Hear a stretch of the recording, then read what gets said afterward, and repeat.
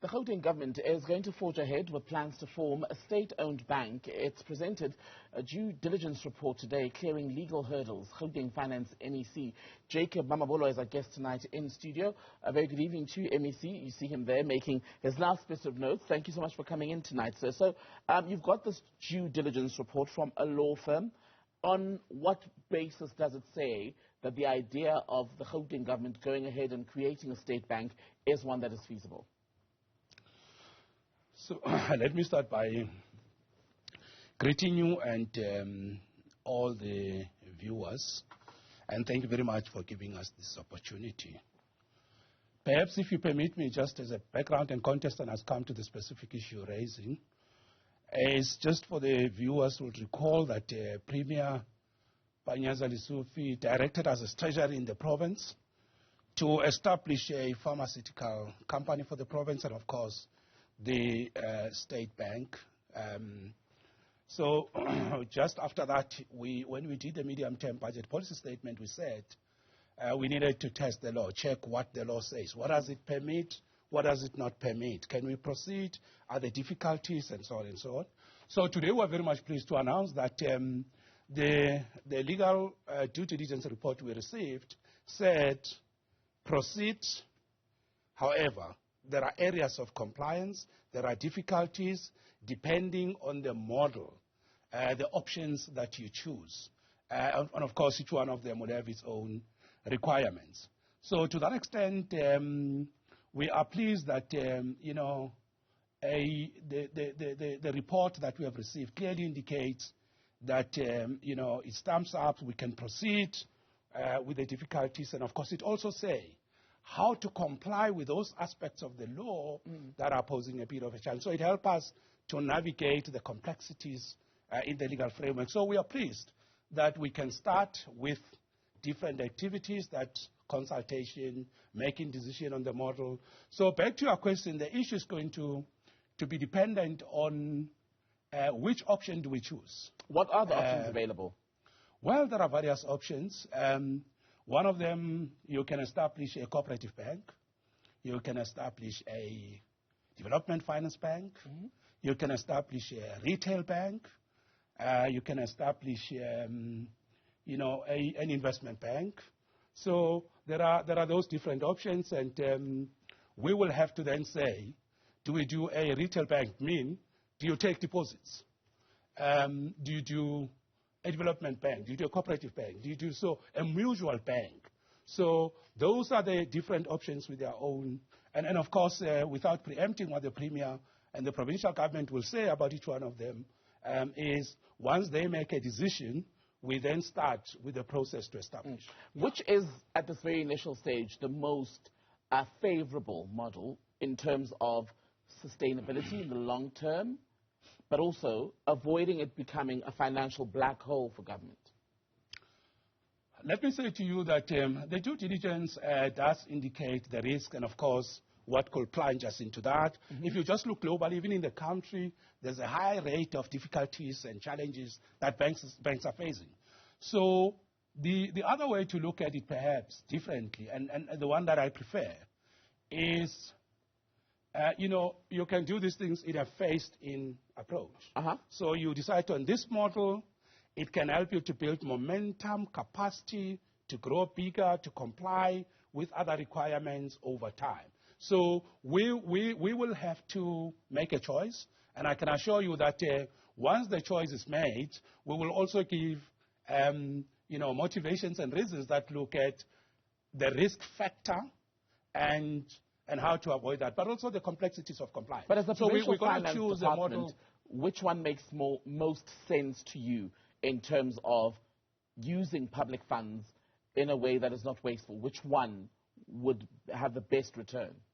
Today when we engaged with various media houses on the issue, we did plead with them that allow us at this point not to preempt the process of consultation with the provincial government to say, this is the preferred option. But what I can say to you is that there is a preferred option in the different models that they've given us. There's option 1, they say something about 2 and 3. So at this point, I'll be preempting if I already be saying this is what we prefer.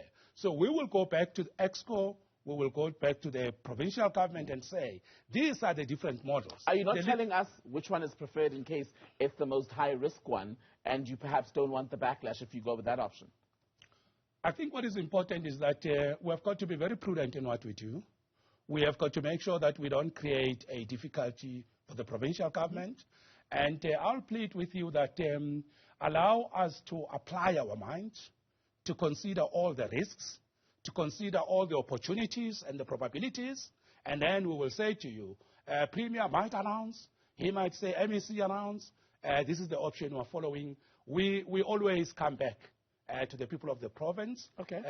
So I understand the need to, to say, okay, the question you're asking, but I'm also pleading with you that allow me not to preempt the process that the Premier has outlined and the mandate he has given to us. Let's allow us to go back to the Premier, and then we'll come back and say, the people of Gauteng, we have decided on this. Remember, the residents of Gauteng can also say, no, we don't think this model is correct. So even if we say this is our preferred option, we have got organized labor, we have got communities. At what point would people be able to come in then and say, no, we don't want what you're putting on the table? Where in the process would they come in? So as I'm saying to you, allow us to brief the provincial government. It will make a recommendation.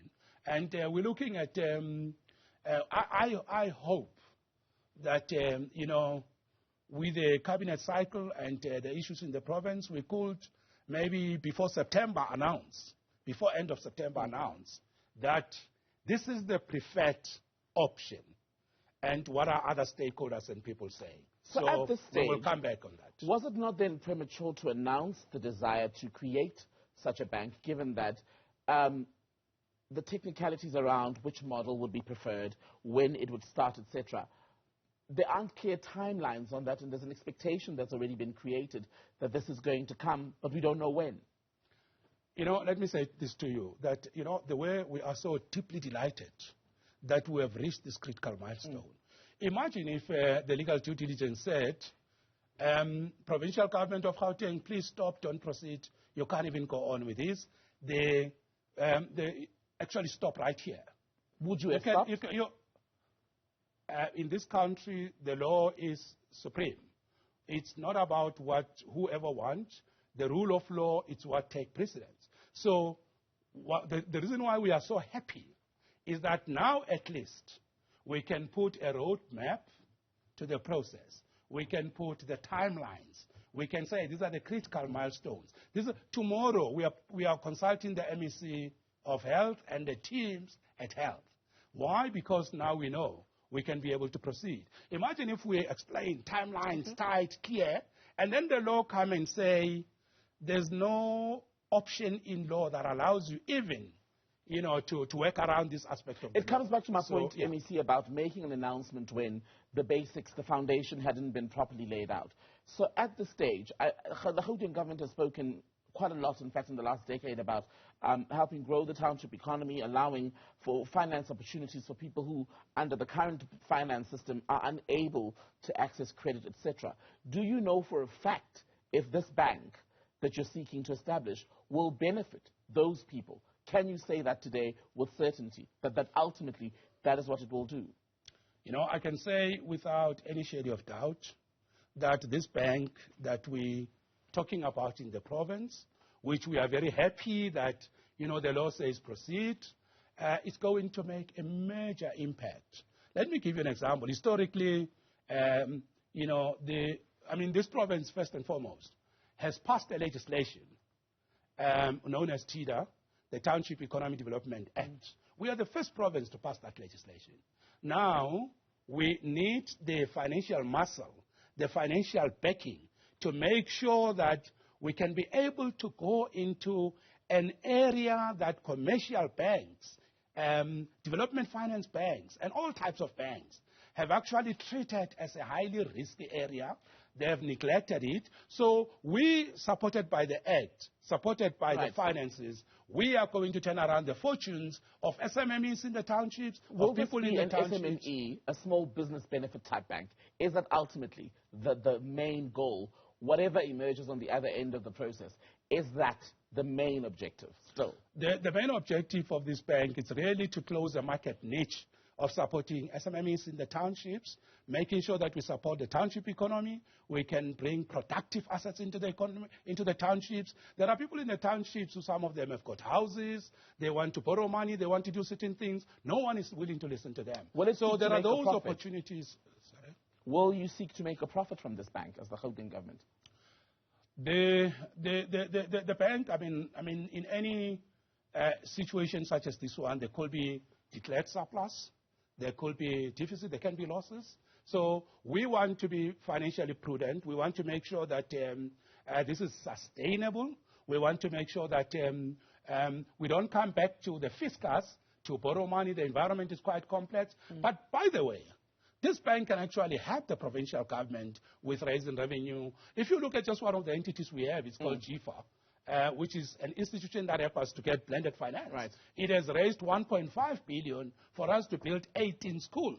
And what do the studies say about when this bank would be able to help the provincial government to make money? Have they told you when you'd break even, for example? Let me clarify a point, that once now we have the due diligence report, proceeding means we must now go and put together what we call a business operating model. The business operating model will answer operational questions and how will this entity function.